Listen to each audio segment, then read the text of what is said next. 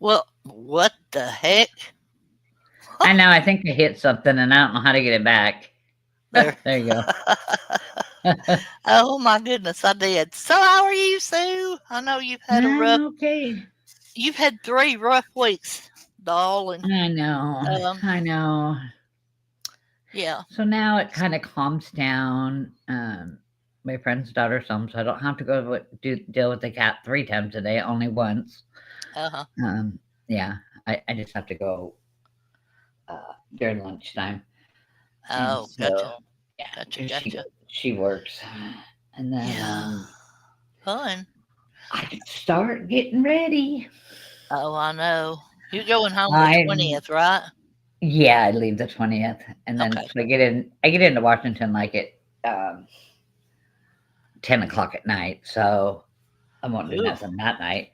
Yeah. So my girlfriend's picking me up, and then we're going to her house, and I'm staying there, and then I'll Yeah. get up with her, and then I'm using her car for the week, one of her Right. cars, Yeah. so I don't have to rent a car. And then I'm gonna Absolutely. head towards town and stop at a few places. People. I mean, like I said, I only have 6 days when counting the Oops. 2 travel days. Not counting those. So Hmm. I have to fit like so many people in a day that you know, Yeah. and I'm not seeing a lot of people, Yeah. that I Right. normally would if I was staying longer. But we're a bunch of us are Oh, going to a local hangout, a tavern that we always go to Saturday night, so we all can meet. that'll be Um, fun. some people from school, some family, yeah. Right. So Lord, if I went to a and tavern, then I'd probably get drunk off my ass right now, you know? Probably would. I I'm probably would. well then I'm gonna go see somebody. Steve, this guy and his wife called me yesterday. They're not going to be in town because Hmm. of course it's a bad weekend. It's Memorial Weekend, so Oh, a yeah, lot it of people go is. camping and stuff. So they called and said, "We're not going to be in town." I said, "Well, I mean, I'm not making that for everybody, but I said I will make an exception and come see Right. you guys." So, and they Oh, live right across the street from my cousin, so I can see them because they're going to be leaving too. They're going to Arizona, so so let me look at something yeah, right quick. So you're leaving on come on, the the 20th. 20th. Okay. Uh-huh. My grandson, Will, graduates on the 19th. Uh, I'm so excited. He came over today. He lives 45 miles from here, but he oh come yeah. in walking in the door today, him and his girlfriend, and I was like, "Oh, hey." Didn't know they were coming. And Uh, hey, Spackle, how are you? Um, and he brought me the their hey Tricks, um their graduation. Both of them, each of them brought me a graduation invitation and stuff like oh, that. cool. Yeah, because I told him, he said, "Mama, we're not gonna give you." I said, "Yes, you are." Well, I said, "I keep stuff like that." He's like, "Why?" Yeah. And I said, "Well, maybe when I pass away, you won't have one anymore, and you can take mine. I don't know." Oh, Spackle, I'm so sorry. Ooh, Ouch. Those ear hurt. infections. Yes, I hated it because it makes everything hurt. I So know. I got yeah, two graduation announcements this year. I got one, a friend of mine from back home. right. She has custody of her grandson, Yeah, you tell and me she about has that. since he was a baby. They Right. raised him, and he graduates high school, Yeah.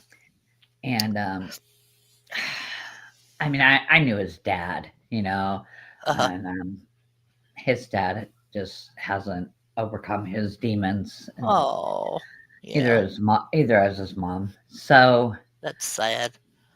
he is like they live in Arizona now. They Hmm. work from Washington. They live in Arizona. He's 6'5". Well, I yeah. know. I mean, And my son's that tall. Both, they both where in climbed the the mountain. heck? I've always said this. Where did he get that height? And she goes, I have not a clue. I mean, because she's taller than me, and she's like 5'7", 5'8". Yeah. Her husband's about the same. Corey was about the same. So we're Yeah. like, where did he get that height? You know, Oh gosh, His that's parents, funny. his I mean, mom it's told him somewhere down the line, it's somewhere. somewhere, but they haven't been Yeah. able to find it yet. But Right. yeah, he's a good kid. He's gonna go into the Air Force Reserves and then go to Oh, college and go to wow. college. So Yeah. yeah, I was kind of waiting on Mo B and a couple others before we started the rest of this. Poor old Mo B has, oh Lord, her little dog Max, that she had the mobile vet. They have a mobile vet, and you can make an appointment. And did I share this stream? I did on my Facebook, but you can share it. Not Facebook, on my Twitter, but you can share it, Spackle. Um, so anyway, if that's what you're meaning, um, so the mobile vet thing is really cool. Like you call and make yeah, an they have them appointment. here too. Oh my God, but I live in the boonies, so. Yeah, But they have that, anyway, and they have the mobile. They have that, and they have a mobile groomer too. wow. Well, um, oh, okay, Spackle. Thank you for that. Um, Oh, yeah. uh, oh, I didn't know that, so I'll do something different. Um, but anyway, so he got like it was time for his shots, right? So he got his rabies shot and then the distemper and all that stuff that's mixed together. So, he got one in each hip. Well, he's also, those top dogs have got a lot of hair in their ears. Well, he had some ear infection going on. So they washed and cleaned his ears real good. And mm-hmm. when she got done with him, Moby said he was going crazy and running all over the place and everything. They had to give him a he started throwing up. Oh So no. yeah, they had to give him a Benadryl and something for nausea. So she's had her hands full with him all day. Um, Uh, yeah, it's been bad. I hear that. I So, hear that. but anyway, talk for just a minute. I got a cough.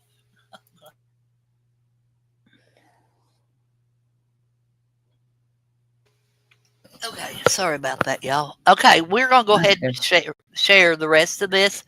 Um, it's by Dr. Judy Wood, and it's on her explanation of the spackle. I don't know if you've watched the first half of this that we did, but she's talking about or wondering why the towers went down in dust. So I'm gonna go ahead and share the screen. Hold on, yeah, I know I hate it. I hate it too. I just lost one of Yeah, mine, Spackle. I lost him on Thursday. So two more.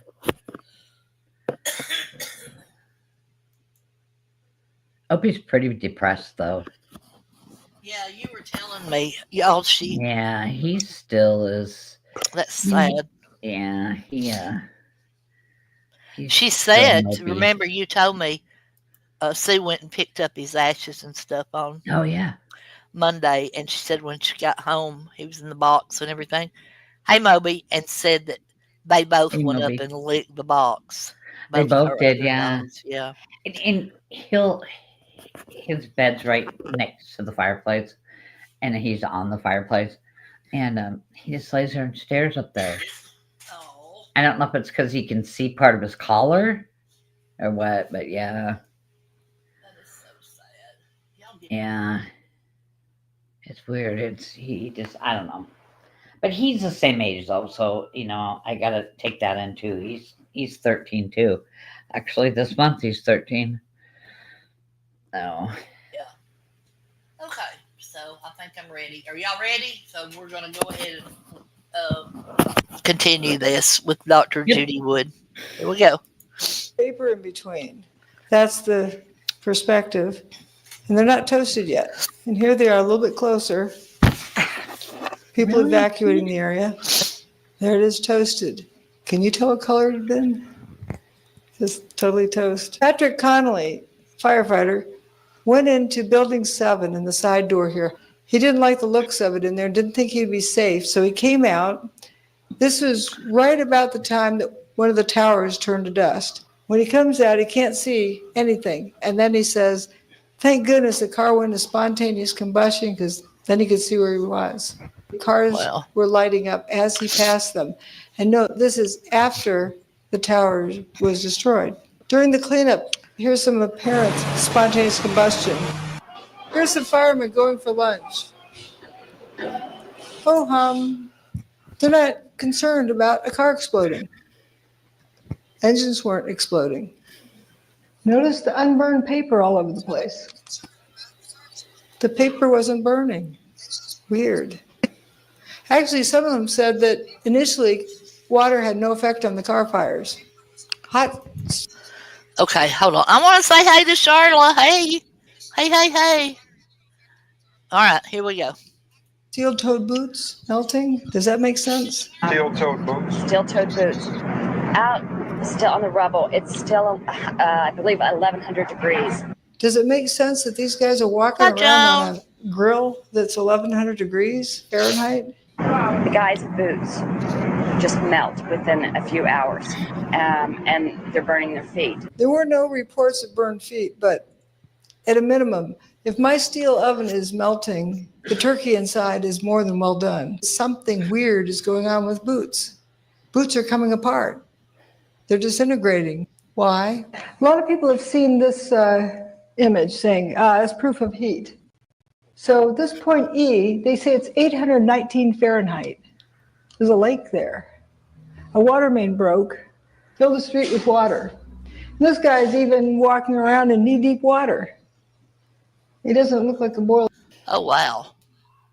That's pretty cool. See, they're saying right there it's 819 degrees, and then there's people walking in it.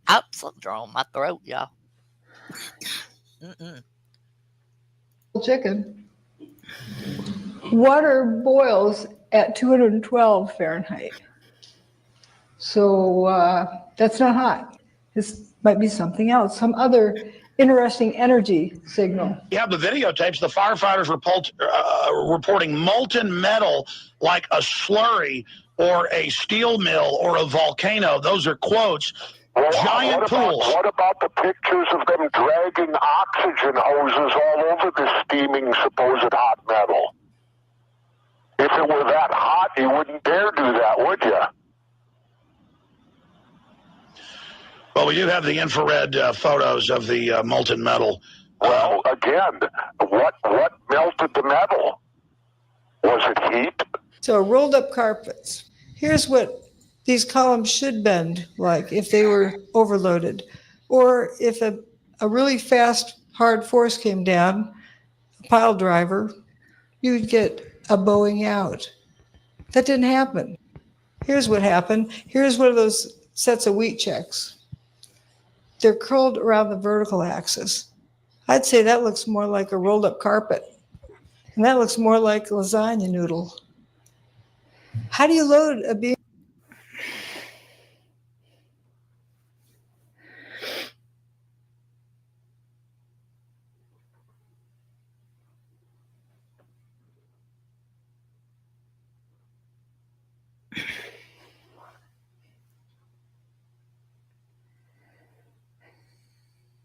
Beam like that to get it to curl. More curling and over curling. How do you curl a beam more than 180 degrees? And how do you curl it without making any cracks in around those bends? This was in Baker's Trust, which was across the street from Tower 2. That's pretty weird. How do you get it to bend like that or wrinkle up? Looks like a curling ribbon. If you get a beam to buckle, that's one mode. Here's another mode. It sure doesn't do that. So we're going to talk about the weather. About 10 minutes to 15 minutes before the events of 9/11 began, this is what the weather chart looked like as aired. There's something missing there. The day before, here's this Category 3 hurricane aiming straight for Manhattan. And Geraldo Rivera, who brags on knowing all hurricanes, didn't know it was there. And it's one funny thing I think of if only a hurricane had come on 9/11. Remember, they didn't know how to use instruments, the terrorists. They took off in Boston, and they literally, after they took over the aircraft, they steered by line of sight. And it was that crystal clear September day. Sure was. Beautiful. And if it were only one of these weather days, history would have been rewritten. And I think about that a lot. For 4 days, it was going straight towards New York City. That hurricane was the longest-lived hurricane of the season, the first major hurricane of the season. Leading up to 9/11, it went in a straight line to New York City, then turned around that afternoon and started heading out of town. Kind of weird that we didn't hear about it. I superimposed where the hurricane was at that moment, but this is what was shown, no hurricanes.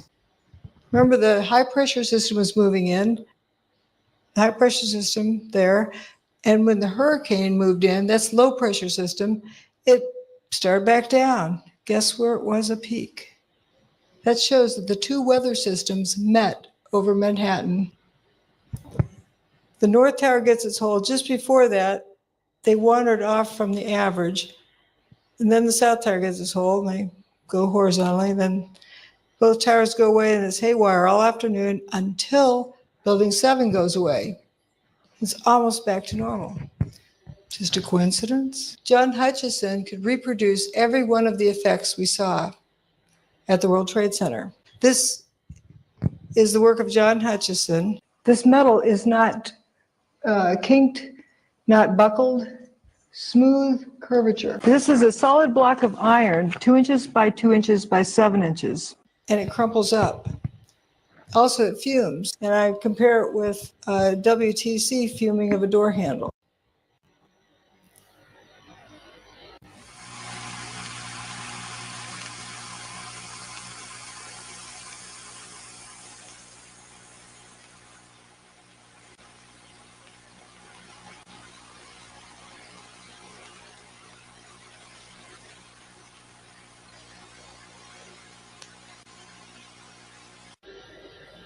Weird fires. Here's John Hutchison's boat experiment. When the gizmo is turned off, the water's calm. That's when it ignites. Just like when the cars lit up, it was after the tower's demise. The water is calm, boat lights up.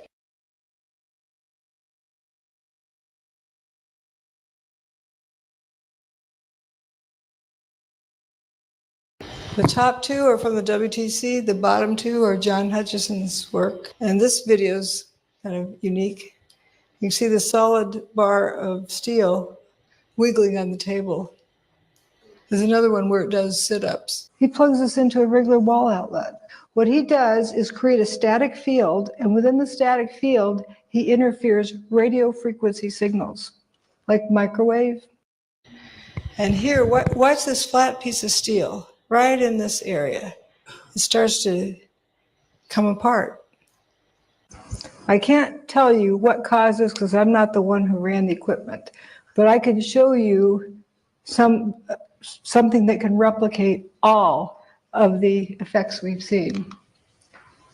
Here's these columns we saw at the World Trade Center. This is what someone has done in their lab. In hurricanes, you had 2x4 through tree, straw through trees. John Hutchison has a sample of a knife in aluminum. At the WTC, you have this peeling effect on the cars. I didn't know what that meant until I saw John Hutchison's aluminum samples that are peeled up. WTC file cabinet, coins aren't melted. That's not melted from heat. This wood, this is John Hutchison's sample, wood embedded in aluminum. If the aluminum was hot enough to melt, if it was melting because of heat, the wood would be burned. One of the more unusual artifacts to emerge from the rubble is this rock-like object that has come to be known as the meteorite. So the aluminum melted for a different reason, or they fused together for something different. Rounded holes in building 6, rounded holes in Hutchison samples, as though it's just something in space around a line dustifies material.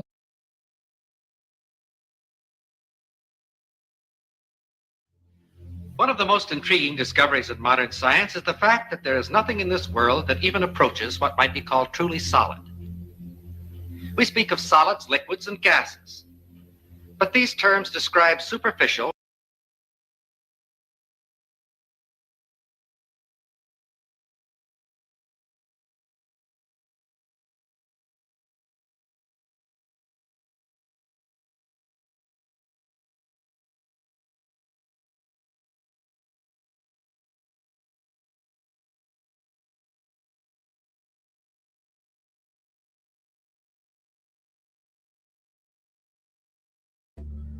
rather than basic properties of matter.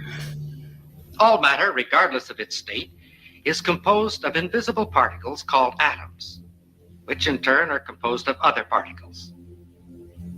The air we breathe, though invisible to us, is just as real as wood or metal, because it's made of the same fundamental particles.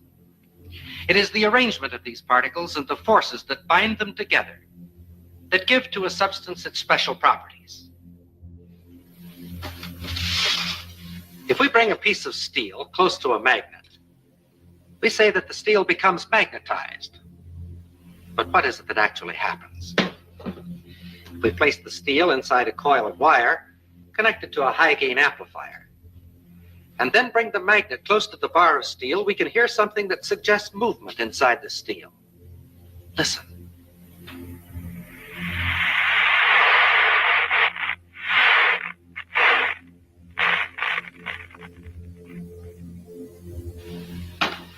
We think of a piece of steel as being solid, and according to our definition, it is a solid. But the popular concept of what makes a solid is certainly a false one. This piece of steel, and any so-called solid substance on this earth, is almost entirely empty space. If we could eliminate the empty space in this piece of steel, all that would remain would be a tiny bit of matter, so small as to be invisible even with a high-power microscope. This concept of almost unlimited empty space within matter is comparatively new, but it is the very cornerstone of our knowledge in this atomic age. Atoms are not solid.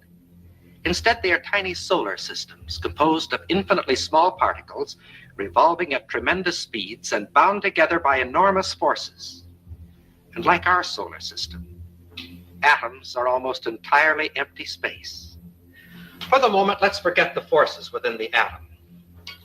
Thinking only of the particles and the empty space around them, science knows no reason why I couldn't take this so-called solid steel bottle and just throw it right on through that wall.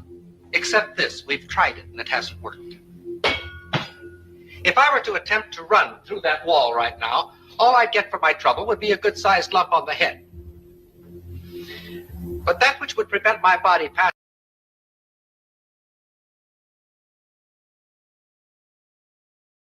through the wall would not be a collision of particles, but rather a collision of forces, the same forces that make an atom bomb. And if it were not for these forces, my body could go freely back and forth through that wall, just as though it were not there.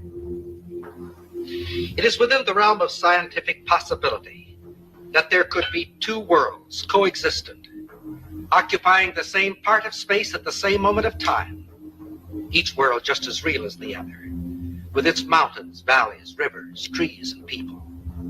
And that one world could pass freely through the other world, neither world being conscious of the existence of the other world, if you grant just one thing: atomic forces within the material substance of these two worlds that are not mutually interacting. What do we mean by this? Let's see. Here are two pieces of steel. Their appearance is quite similar, but a magnet will reveal a basic internal difference between the two pieces. This one, of course, is picked up. But This one is unaffected. This piece of steel is non-magnetic, stainless steel. Of course, we all know that other metals, such as brass or aluminum, are not affected by the magnet. But a ring made of aluminum is something else. It can be suspended in air by the electromagnetic force of what is actually a transformer.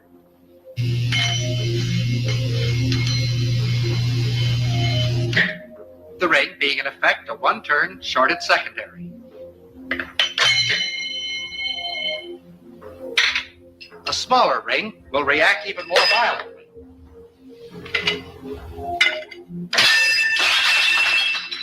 Here is another ring. This one made of a material we say is non-conducting. And it is completely unaffected. Here is another example. Several thousand watts of power were involved in that spark. If we replace the spark gap with a copper coil, the same power now flows through the coil. It's invisible, has no effect on many substances, but it can generate a lot of heat. Wood, paper, things that we think of as being quite inflammable are not affected at all. However, a piece of steel wool bursts into flame instantly.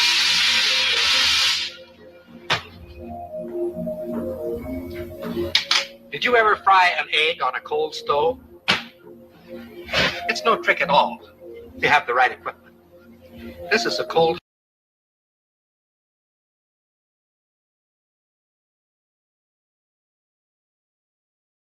hot plate. And because it's cold, you can make it out of wood, if you like.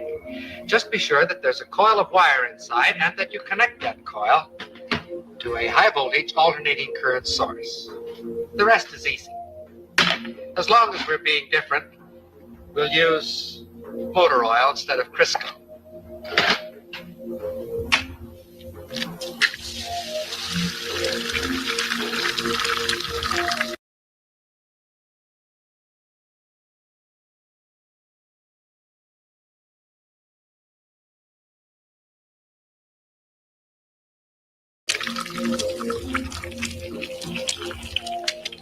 The egg fries very quickly, but the stove remains perfectly cold. In fact, if you wish to keep it handy, you can fry your egg on the morning newspaper. With a gadget like this, you can get up in the morning, sit on the stove, read the morning newspaper, and fry the eggs in your lap. Another example of the fact that physical forces can be quite selective in their effect. All of the examples which we have cited thus far have been in the physical realm, and of course have been limited by that. Oh my gosh, Spackle. I'm so glad you reminded me that I was muted. I wondered why nobody was saying anything when I was commenting on this. Dear Lord. Thanks, Spackle. Yeah, I've been muted this whole time. I wasn't saying a thing because I was muted. Oh, God. I had been pausing it, and oh, Lord. Thanks, Spackle. Fact. We can, however, cite examples that transcend the purely physical and clearly demonstrate the reality of these two worlds. It looks like a desk lamp is cool to the touch and appears to be doing nothing until it comes into contact with water.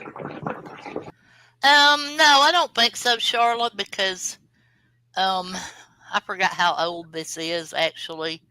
Let's see. But it's 10 years old. But last week, we did the first half of it and I didn't have any problems, so I guess it's okay. But anyway. Okay. Spackle, thanks. Yeah, I bet you were thinking something was wrong with your computer. Oh my gosh.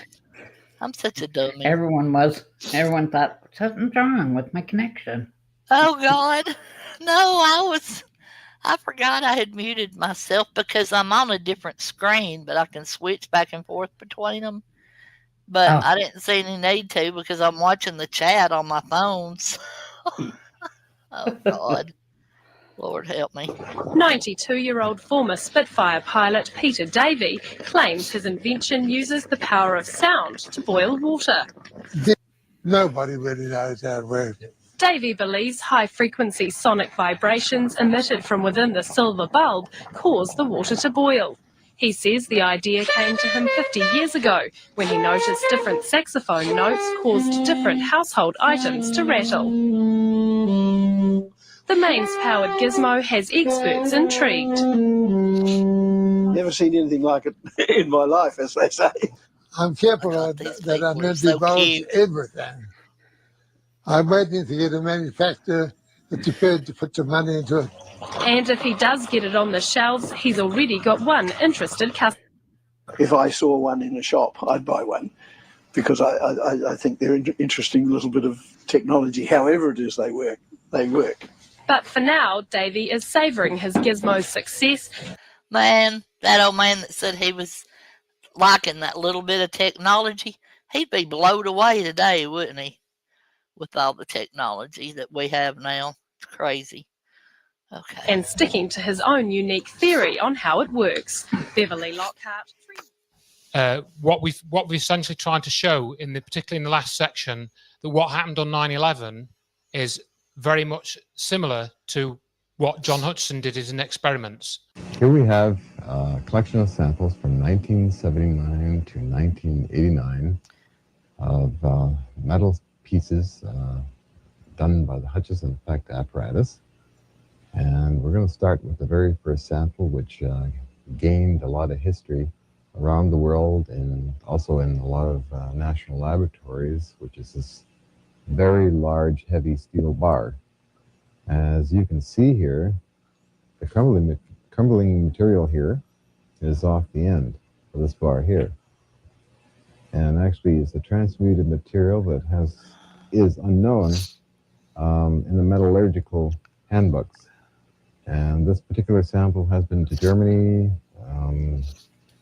in the United States National Laboratories, also in Japan and other locations, and extremely rare material. It appears to be a major transmutation.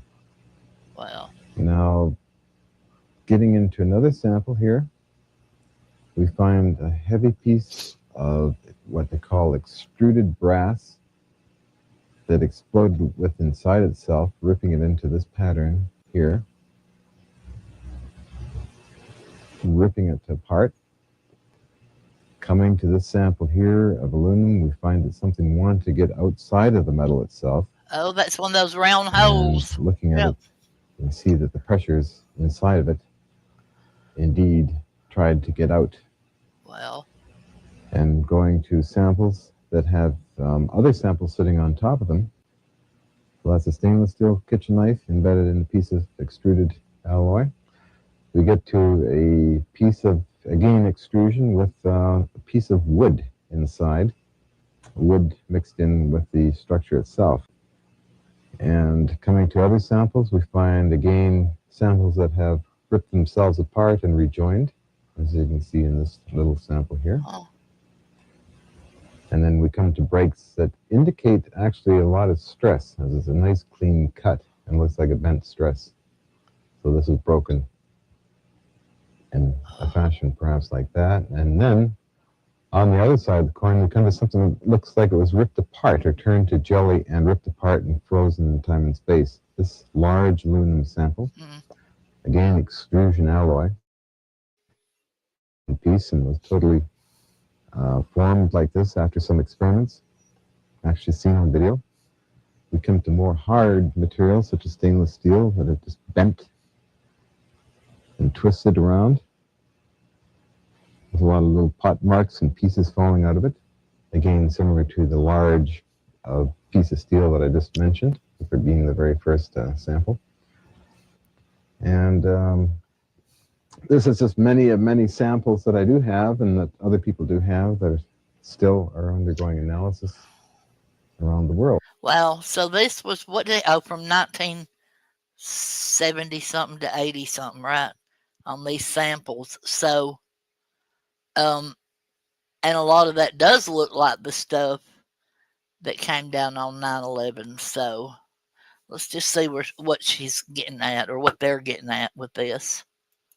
I bet The y'all already structure of a know. hurricane is much like a Tesla coil. Now watch what happens in a tornado as well. Here's some flying trucks. They look like Tonka trucks being thrown through the air right there. Semi, the trailers, there you go. A couple of semi, look at that. We saw trees, there goes another semi. And it's spinning. It's spinning, down it comes, bang, lands on its nose right down at the ground. Levitation from a natural source. So this shows that there's a type of physics we didn't learn about in school, but it exists in nature. What happened on 9/11, there's no doubt that it was some kind of classified technology. And by definition, classified technology is not in the public domain. This is the dawn of a new age. Somebody has, in their abilities, a method to direct energy to disrupt the molecular basis of matter. Instead of molecules being attracted to each other, they repel each other. The next part of this presentation is about something called tritium, and we found that this has become a very important factor, and Dr. Wood has collected a lot of data about tritium. But basically what we're looking at is nuclear effects. We believe that the effects of these weird fires, it's some type of odd nuclear effect, and it's related to something called cold fusion, which should more correctly be termed low energy nuclear reactions. The first thing was this thing called tritium, which is a sub-form of hydrogen which should not exist except in extremely tiny quantities. We found that by working these cells of Fleischmann and Pons containing lithium hydroxide and deuterium oxide, that we could produce this tritium in great abundance. Back at Texas A&M, Bockris's group found themselves under attack. Science magazine writer Gary Tobbs wrote a stinging article that insinuated that someone in the group had spiked the samples with tritium. Although unfounded and eventually proved untrue, the allegation effectively dampened Bockris's remarkable claims. Yet as early as 1992, cold fusion experimenters began reporting unusual appearances of trace amounts of different metals. Rechecking for possible contamination, scientists like Bockris and Miley confirmed that indeed new metals and isotopes were being formed, transmuted, during the process which produces excess heat. But I think the main part was that I had done work which was against the paradigm, and that was what they were really upset about. People had laughed at it and said, "What the heck are you doing, trying to disprove the laws of nuclear physics?" And of course, that's exactly what we were doing. And succeeding. There's that dreadful word alchemy, which we mustn't use, but it was a form of that in a way. It was creating new metals. Now, some of you in this room may be familiar with Stephen E. Jones, and he produced this paper a few years ago in 2005, talking about the use of thermite at the World Trade Center. Stephen E. Jones actually worked on cold fusion, and he helped to discredit cold fusion, which is also a nuclear phenomenon. It's an energy phenomenon. And where this is all leading us to is that this is an energy phenomenon which underlies what happened to the World Trade Center. Now we get to the most exciting slide. This is from leaky nuke plants, what they pollute into the waterways. The amount of tritium, this is exponential, logarithmic actually, and it's a very high number. This is what is produced in the cell with cold fusion. This is what was found in the basement of WTC-6, the one with all the cylindrical cutouts in it. And this is normal background.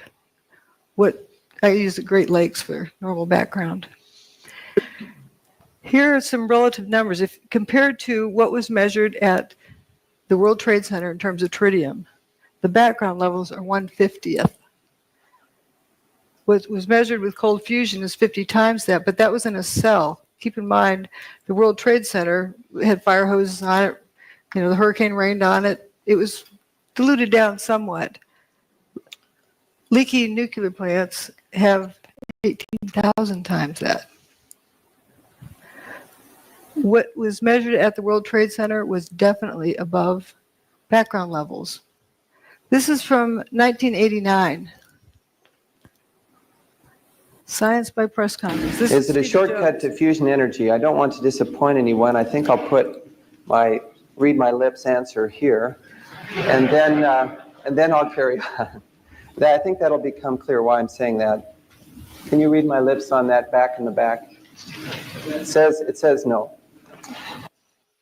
Don't go there. Don't research there. But then he calls for a vote, and he holds up his hand. Let's vote to destroy the careers of Pons and Fleischmann, and vote that it's not science. And these guys are thinking about raising their hand. And peer pressure causes people to do things like this too. Mm-hmm. If everyone else holds their hand up, you start holding your hand up. You don't want to be caught not holding your hand up. Yeah. Have y'all ever been in a situation like that?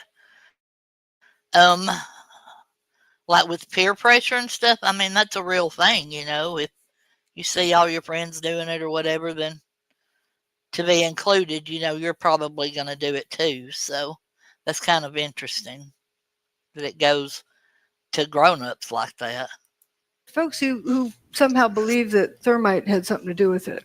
But we know, and this was already totally clear before we started investigating the dust, that both explosives and incendiaries were used in the controlled demolition of World Trade Center. What a pile of shit. There are many indications of the nature of the collapse that are rather stunning. There's a tremendous amount of steel girders that are thrown outwards. You can see a lot of them here in the dust and debris cloud. This concrete was turned into very fine dust, which required a tremendous amount of greater amount of explosives. And if you look at the film footage of the explosions, you find all over the place there's these little plumes of smoke breaking out called spools that are symptomatic of a controlled demolition. Most of the steel was in 30-foot segments, which made it very easy to load aboard vehicles. Can you smell that? What is that? Sheep, is it? It's cows? No, I know what it is. It's bullshit. In fact, the evidence shows very strongly that there were explosives used in the way the buildings came down. Yeah. Measured energy released with known nanothermite. What are these tons of explosives doing in there? Unless somebody really wanted those buildings to come down. Your explanation has to be data. I was amazed. It follows. And I'd look now at dozens of demolitions just to see what they look like, what is the nature, is experiments on how you bring a building down symmetrically, straight down and rapidly. You knock out the core first, the core goes down, the sidewalls lean in a little bit, then the building comes down rapidly because you've knocked out the support. Wow. Well, that's exactly how Building 7 came down.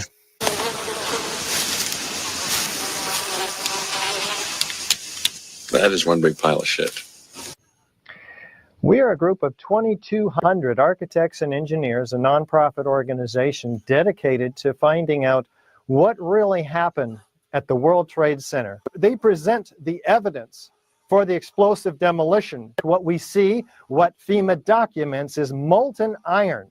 In fact, molten concrete as well, which takes 3,000 degrees of temperature. Where does that come from? It can only come from thermite and incendiary.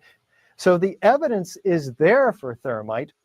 What you just said is one of the most insanely idiotic things I have ever heard. At no point in your rambling, incoherent response were you even close to anything that could be considered a rational thought. Everyone in this room is now dumber for having listened to it.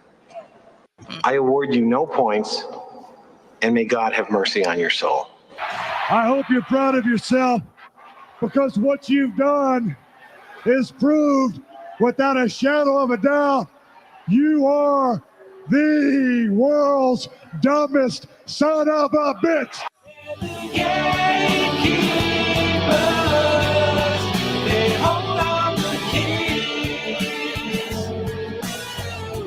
Okay. I think we're going to end it right there. So, there you go. I think we're going to end it right there because it's more just of that. So, um,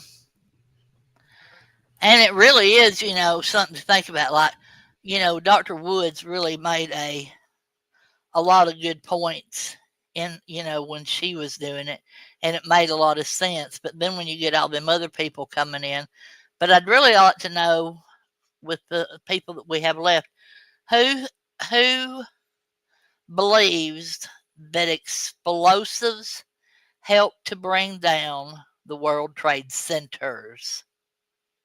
Sue, what do you think? Oh, Sue might be taking. Oh, okay, there she is. I don't know. I'm not very scientific. Yeah, I'm not either, but I don't know. We watched it on TV that day, and I never, ever, ever thought, because we were actually pulling mobile homes, and we got a phone call that at the next truck stop, which was we were going to Missouri, so we were only in Mississippi and only about 100 miles from home, so we had to stop at a truck stop and park the houses, because they shut big trucks and everything down. So, we came home, but we stayed glued to the TV. I'm sure just like everybody I all did over too the once I world got home did. from work. Yeah. I was at And, work when it happened. yeah, and it was, it was a scary, scary thing, but it really was.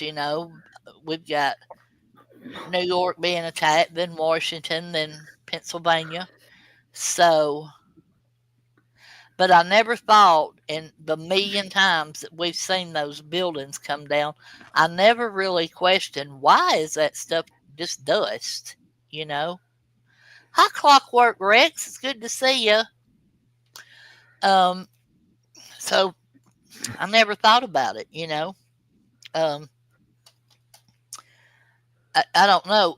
Spackle, are you still here? Because I know Spackle would have something to say about it. Um, Charlotte was teaching first graders. I think. Oh yeah, you were teaching first graders. I had the worst argument with my principal that day. Oh my gosh. Everybody was on edge after all that happened. Did y'all go home early, Charlotte, from school? I think I remember all the schools being let out and everything. Because we thought the United States was under attack. Obviously they were. We didn't. You Mine didn't was get. all about I was working, and ours is all about the mighty bucks. So, Yeah. Yeah. So did y'all work the next day too? Yep. Oh my God. Lord help. I did. And no, we had Oh, they a weren't. major earthquake in Washington. Oh. Which was really the biggest one. And I worked in a grocery store. So it shook everything.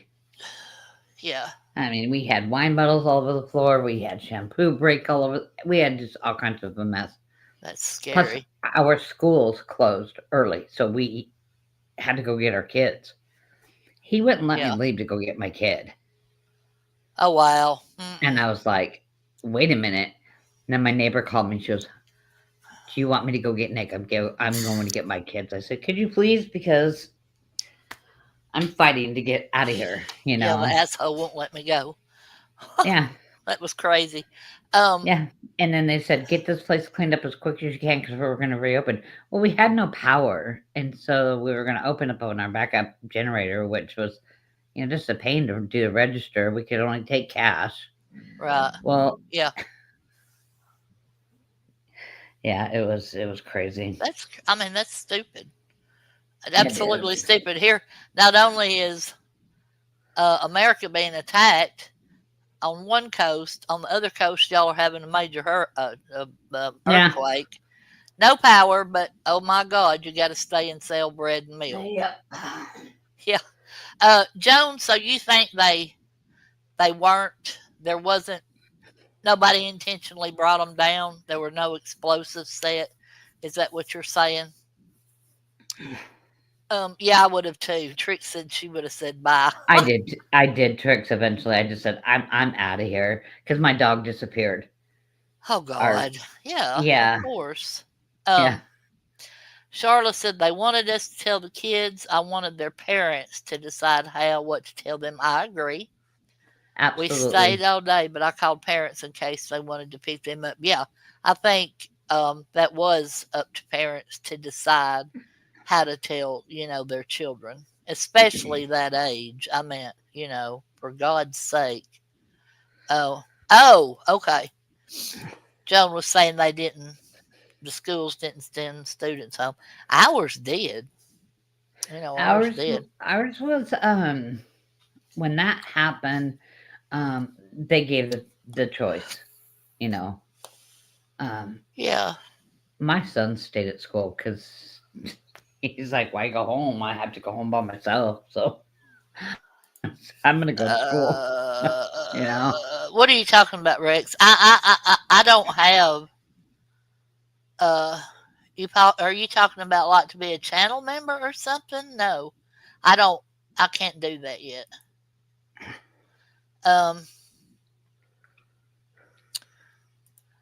Yeah. Speckle says she hadn't seen you, Clockwork, in a hot minute. Yeah, I don't. Clockwork Rex, I don't have enough subscribers yet. I've only got like 520 something, and you've got to have close to 1,000. So, sorry. Oh, it's because I think he's talking about like Spackle said it says open panel. Oh, yeah. If you want to come up on the panel, oh yeah, you want to come up here and say something about what we're talking about? Sure, I can give you that. Hold on just a minute. Let's see. Here it is.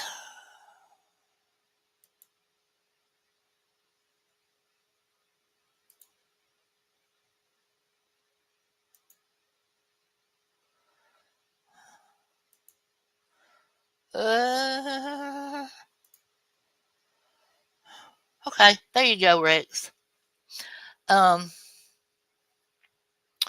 He's been here a time or two, Speckle. A time or two. So anybody else that wants to come up can also take that link. Because we do have open panels, so I like to get different opinions on what we're talking about. Oh my gosh, from the great debate. Oh golly, yeah, I can't. I'm not a debater. I am not a debater, Speckle.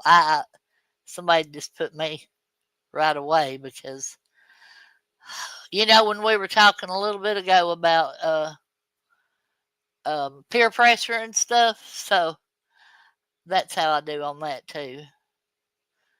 And you'd have to look at the data, Joan. Yeah, I get that. The great debate days. That's crazy. Yeah, I agree. You tried to forget the great debate days. Did you see that I dropped the link in the chat, Rex? Now it's right above where Spackle made a comment that she didn't know that you knew us. I think he's been here like a time or two, Spackle. So anyway, going back to what we was talking about, I was just curious as to what everybody else thought about, the towers coming down because, like I said, I watched that video and another one from the same lady, and like she presents a very, very strong good case in this. So if nothing else, it'll leave you kind of questioning what you've believed this whole time. And then when you look at the footage again, the same footage that we've looked at 10 million times, you can actually see, what she was referring to and everything. So, and I think, Mo B has turned me on to this. Like, I've got to research this because I haven't looked at any of it yet. But the plane that crashed over in Pennsylvania in that field, there were no plane parts found, or suitcases, or clothes, or bodies, or anything. The other groups that question the narrative, yeah, I can understand that, Mo. You know, but I mean, like I said, this lady makes such a good, strong point with this. So, oh, hi, Rex. Oh, hello. How are you doing? Can you hear me all right? Yeah, I can hear you just fine. How are you? Doing okay. Huh? So far, so good. I'll put it like that. Yeah. Okay. So what do you think about the 9/11 conspiracy Well, theories? all right. I was in the military in Army intelligence, Uh-huh. and I got out the February before September 11th, Yeah. and I knew something was going to happen. And I tried to warn everybody, but everybody thought I was stupid. I was just a sergeant. I didn't know shit. I was just an intelligence analyst. Something I didn't know that all that was going to happen. Right. But Yeah. I knew there was going to be some kind of an attack on us. Oh wow. So I don't know if they let it happen, or if I don't know. I don't know. If you want to get into the conspiracies of the explosives and all that other shit, I don't know. I don't know. I wasn't there when they built the Twin Towers, so I Right. can't say. Yeah. Yeah. I just thought that lady made a very good argument, with what she presented in both of the videos. We've just gone over the one, but Okay. it was I find it very interesting that was everybody in the military did everybody know that something was going to happen, or just because Not you were a everybody. sergeant? Yeah. Okay. Not everybody. No, when you know something in the military, it's because you need to know it. Right. Yeah. If you don't need to know it, you don't know it. That's interesting. Yeah. Yeah. Well, it was part of my job to evaluate the intelligence we were gathering. And that was my opinion that something like that, well, not on that scale, but something was going to happen. Oh my gosh, that's crazy to me. Like, see, the stuff about gathering intelligence and all that, I mean, I've heard people, talk about it and stuff, but I'm just thinking to myself, how do people dig for stuff like that? How do they hear stuff? I just don't know. There's a whole, I know I you don't can't. I don't want to get too deep in it because a bunch of the shit's still classified. Yeah. But there are things like spies and wiretapping and intercepting satellite signals and stuff like that that happen all the time. Wow. Yeah. Wow. That's so interesting to me. So interesting. And so let me ask you this. This has nothing to do with 9/11, but do you think that, like the cell phones and the smartphones that we have now, do you think they serve a purpose other than the fact that we use them to make calls and get online and do stuff like that? Is there another purpose behind the cell phones, do you think? It's an intelligence gathering device. Oh, You don't think all those cell phone signals aren't intercepted by the intelligence agencies, be it FBI, CIA, military, Yep. Yes, I they think are. it is. Wow. They've been doing that since back when I was in the Army, so I imagine they got better at it by now. Right. Oh yeah, So I'm sure they have. I mean, they shouldn't be looking at my cell phone though, or huh? Big Well, Brother's watching all the time. Well, if you walk around now in 2025, how many people do you see walking around staring at their fucking phones? Sorry. Everybody. Yeah, everybody does. 99% of the people. Yeah, it's like a hypnotized Right. by their phone. Yeah. Yeah. So It's kind of like those commercials they used to show people walking and they fall into the fountain Mhm. and fall into because they're so into it. Wow. I have It's to. amazing. Well, see, back in my day, everybody was worried. Oh, video games are going to corrupt the youth. No, a cell phone Exactly. has done it. Yeah. A cell phone did it in like half the time that it took. Yep. Yeah. Yeah. Absolutely. That's crazy, Trix. Trix said a colleague of hers once said to stay off a list. That was 10 years ago. Wow. Oh, I'm sure I'm Yeah. on every list everywhere, just because of Oh, the job I did. Yeah, put his yeah. name down. Yeah. I mean, I'm sure they got an eyeball on you and anybody else that has I'm getting ready retired. to fly in a couple weeks, and I'm still scared. Are you really? Yes, I hate flying anyway, but Yeah, and you're yeah. going Oh cross yeah. country. So, I Well, see, know. I hate flying, period. My husband hates flying with me, and he's like, "Thank God I ain't gone." Because it's 3,000 miles and he's driving me nuts. yeah. Yeah. well, see that's why I joined the Army. I hate flying and I hate being on a boat. And I thought, hey, that's a good way to get around that. No, it doesn't work like that. You will Yeah, it fly, don't work that way. get on a fucking boat. Yeah, Yep. whether you want to or Exactly. not. Yeah. I think it's horrifying. I think it's really sounding. I don't know. I get worried about anything that reminds me of eugenics. Oh, Yeah. that's that breeding program for like blonde, blue hair, green eyes, and yeah, whatever. Yeah. Yeah, it's not supposed to happen that way. You know, it's Well, just Star not. Trek. Well, Star Trek had whole episode arc on that. It was Khan and the eugenics wars. They were trying to breed a better person, and they did it, and they tried to kill us. So careful Wow. what you wish for. Yeah. Yeah. Yeah, I just, I just don't think it should happen that way. You shouldn't be creating babies in a freaking science lab or whatever it is. That's dumb. Ollie. Hi, Oh yeah, Ollie. growing them in test tubes or whatever. Yeah, Don't yeah, step on my computer. yeah. Baby, don't step on my computer. But yeah, the facial recognition stuff, that's kind of scary too. I bet you had to do that, Rex, didn't you, in the military Mhm. or your hand, yeah, or whatever. Yep. That's so interesting, I wish, God, you're just an interesting man. Who? What? You're an Me? interesting man. Yeah, you're gonna have to come back one day, and we're gonna have to think a good topic that you know a lot about, that you can talk on a lot. Well, I mean, I can talk about just about anything, but can I tell you what I know? Not necessarily. Right? Yeah. Right. So, okay. So, or what is there? You may not can tell this, but is there stuff that we need to be afraid of right now, like the drones that they were talking about here several months ago? Oh, the ones flying over New York?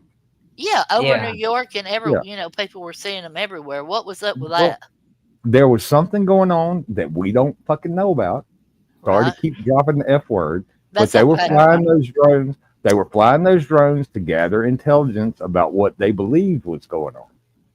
And everybody said UFOs, and they knew they were going to say that.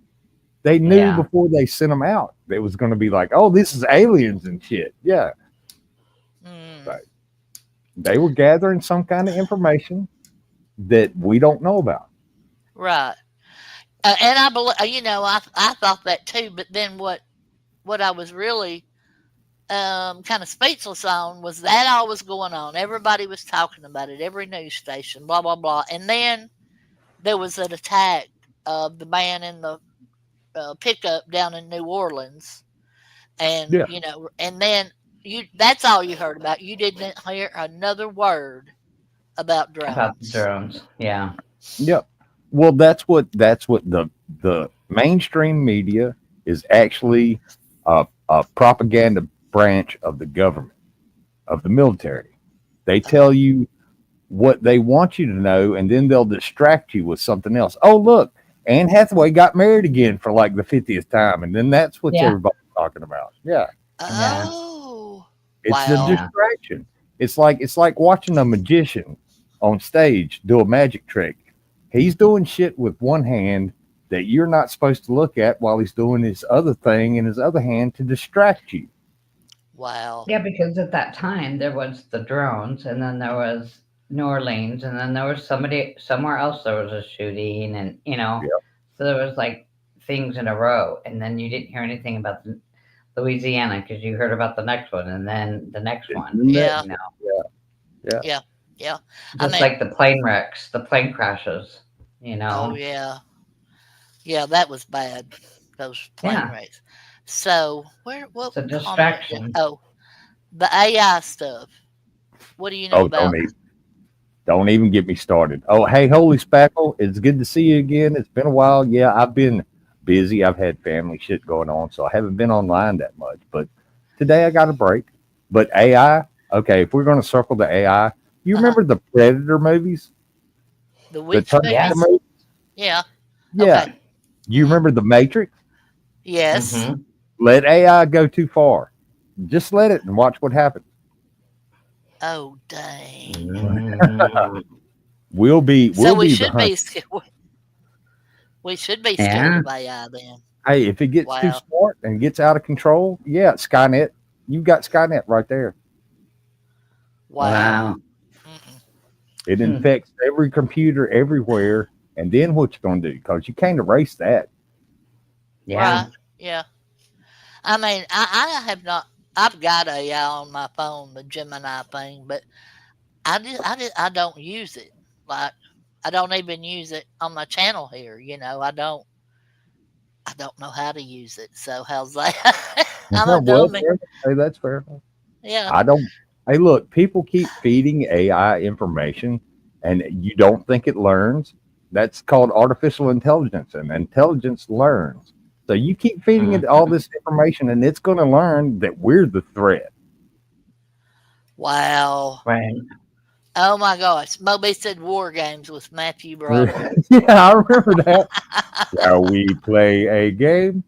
Yeah. How about a nice game of chess? Oh wow. Yeah. So that's kind of like, man. Okay. There's a lot of people that say AI is going to replace our search engines. Wow. Yeah. I can see that happening for sure because my Gemini that's on my phone, you talk to it, right? Yeah, I know. Mine's doing that too. Yeah. What was that movie with what's his name and Scarlett Johansson? He talked to the AI on his phone and fell in love with it. What the hell's the name of that? Was it She? Moby probably knows. Yeah. Oh, I think it was She. Yeah. I know what you're talking about. I do not. Moby, do you know the name of that movie he's referring to? It had Joaquin Phoenix. He was the guy, and Scarlett Johansson was the AI voice that he fell in love with. Yeah. Was it her? Was it her? Her. It might have been her. It might have been her. Either her or Lucy. No, Lucy was the one. Lucy was the one where she got all those drugs put in her because she was supposed to be a mule. The bag ruptured and she turned into like a superhero or whatever. Oh yeah, I did see. I saw Lucy. I have not seen her. That was a good. Yeah, movie. I've seen her. Yeah. But I will say, recently I have read several articles of people, mostly women, falling in love with the chatbots or whatever that they're talking to on their phone. Yep. Oh my god. That's It's a thing. Yeah, it's a thing. That's crazy. Well, I mean, it's people get addicted to anything. Right. They get addicted to the phone and somebody who's gonna say what they want to hear. Not necessarily tell them what they need to hear. Right. That happened on the Big Bang Theory. On the Big Bang Theory, Rajesh fell in love with Suri. Oh yeah, that's right. He did. did. Okay. Oh my gosh. I love that show. But I think maybe on this thing now you can name whoever you're talking to, and you can call him, "Hey Charles, wake up," or whatever, and talk to me or whatever. So that's I mean, it's the same when women fall in love with prisoners. Yeah, that's a good point, it's that letter writing thing. It's not yeah. It's weird. I know a chick that did that. She was fascinated with serial killers and people in prison, and she wrote them letters. And I was like, sweetheart, what are you doing? you're just setting yourself up for disaster here. Oh my God, But you know, that's crazy. fair enough. That's Ain't so never weird. gonna get out. Yeah, I can't choose for you. You've got to choose for yourself. But I can see Yeah. a bad road that Yeah. you're going to have to hoe if you go down that. Yeah. Yeah. Yeah, I'm with you, Charlotte. We'll just stick to the warm bodies around us. And, you know, I'm not going to fall in love with my damn cell phone, I promise. It'd probably break my heart, too. I don't know. I'm just kidding. I'm not, I'm not even going to go there. But anyway, I mean, that's crazy, you know. I love his avatar. Have you looked at that real close, Sue? That is so cool. So Yeah, cool. that is. That is cool. Your avatar is so cool, Rex. Oh, thanks. Yeah, that's cool. But anyway, okay, let's see. All you need to do is look at Love After. Yeah, I have not looked at the Community, but I have watched that show. And then make sure Yes. that you don't talk there because it's I haven't looked Yeah. at that Community, so this Community's enough, right, Spackle? So Yeah.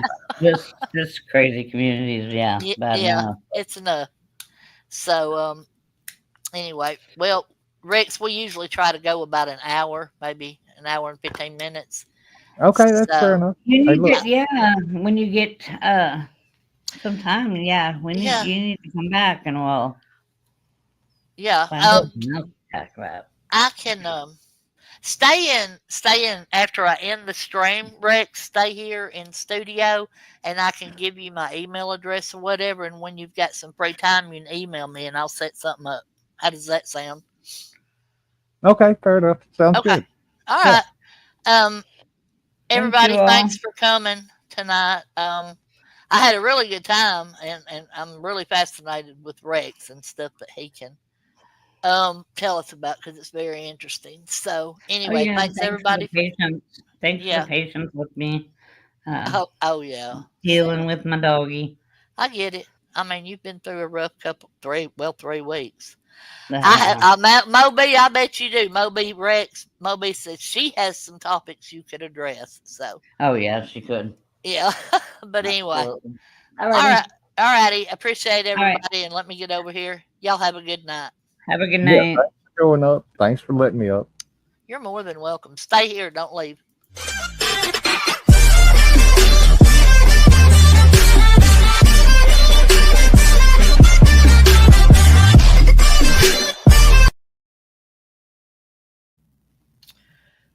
Boom. Hold on just a sec. Hold on.